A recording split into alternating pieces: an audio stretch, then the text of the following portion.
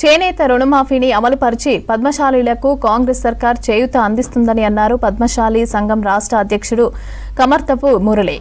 ఇక హైదరాబాద్ నారాయణగూడ పద్మశాలి భవన్లో ముఖ్యమంత్రి రేవంత్ రెడ్డి, చేనేత శాఖ మంత్రి తుమ్మల నాగేశ్వరరావు చిత్రపటాలకు పాలాభిషేకం చేశారు. పద్మశాలీలు ఒక్కొక్క చేనేత కార్మికుడికి 1,00,000 చొప్పున 33 కోట్లు రుణమాఫీ చేసిందని తెలిపారు రాష్ట్ర ప్రెసిడెంట్ మురళి.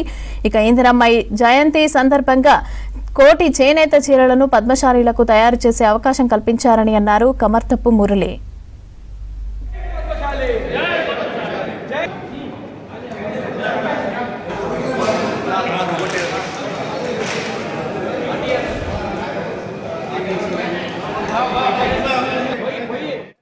ముఖ్యమంత్రి వర్యులు రేవంత్ రెడ్డి గారు, అదేవిధంగా చేనేత జౌళి శాఖ మార్చులు తుమ్మల నాగేశ్వరరావు గారు మరి ఏదైతే గతంలో మా యొక్క అభ్యర్థన మేరకి చేనేత రుణమాఫీ అడిగామో, మరి రైతన్నలకి దేశంలో రైతన్నలాగా నేతన్న అలాగే మరి అలాంటి నేతన్న కోసం ₹1,00,000 రుణమాఫీ గతంలో మేము అడిగితే వెంటనే స్పందించి మరి 33 కోట్ల నిధుల్ని మరి నిన్ననే రిలీజ్ చేయడం జరిగింది. 33 కోట్ల రుణ ఏదైతే ₹1,00,000 ప్రతి ఒక్క నేత కార్మికుడికి ₹1,00,000 రుణమాఫీ చేసినందుకు, అదే విధంగా ఈ 33 కోట్లు కాక మళ్ళీ ఒక అదనంగా 15 కోట్లు ఉన్నాయి.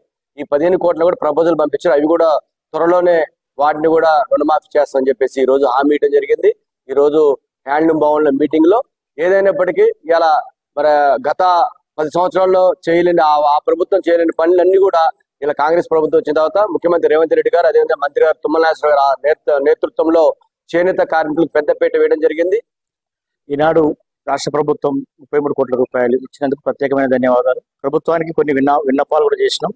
అవేంటంటే క్యాష్ క్రెడిట్ ను సంఘాలకు సంబంధించి వాటి రద్దు చేయాలి, కొత్త రుణాలు కూడా ఇవ్వాలి. అంతేకాకుండా థ్రిఫ్ట్ ఫండ్ పథకం కింద దాదాపు 10 నెలలు అవుతున్నది చేనేత కార్మికులు థ్రిఫ్ట్ కట్టి వాళ్ళకు కూడా నిధులు విడుదల చేయాలని కోరుతున్నాం. గౌరవ ముఖ్యమంత్రి గారు మార్చి నెలలో జరిగిన అఖిల భారత పద్మశాలి సంఘం తెలంగాణ ప్రాంత పద్మశాలి మహాసభలకు చేసిన సందర్భంలో ఒకటే చెప్పారు ఆయన, నేనున్నన్ని రోజులు మీకు ఏ పైన చేసి పెడుతున్నా, నా తర్వాత మీరు చేయించుకోలేరని చెప్పారు. వారి ప్రత్యేక ధన్యవాదాలు. ఈ రకంగా మాకు మాఫీ చేసినందుకు. సార్ మేము ఒకటే కోరుతున్నాం సార్, అన్ని కార్పొరేషన్స్ చేశారు, అన్ని కులాలకి మా కార్పొరేషన్ వేయండి. ఎందుకంటే మేము ఉన్నది వృత్తిలో ఉన్న వాళ్ళు చాలా తక్కువ మంది ఉన్నాం. మా వృత్తిని యూనిట్ గా తీసుకోకండి, కులాన్ని యూనిట్ గా తీసుకోండి. ఎందుకంటే దాదాపు రాష్ట్రంలో 18 లక్షల మంది ఉన్నాం. అతి త్వరలో పద్మశాలి కార్పొరేషన్ కి పాలకవర్గాన్ని ఏర్పాటు చేసి నిధులు విధులు కేటాయించాలని